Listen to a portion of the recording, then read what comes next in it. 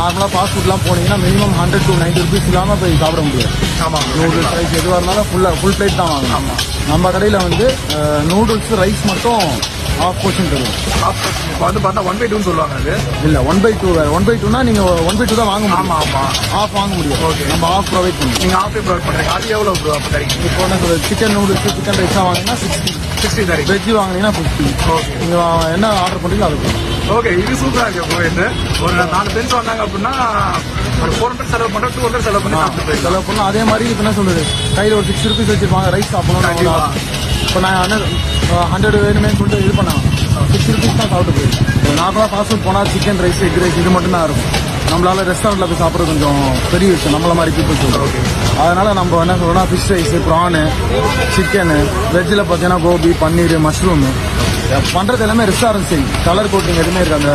Order கலர்லாம் எதுவும் போட மாட்டோம். ரெஸ்டாரண்ட் ஸ்டைலில்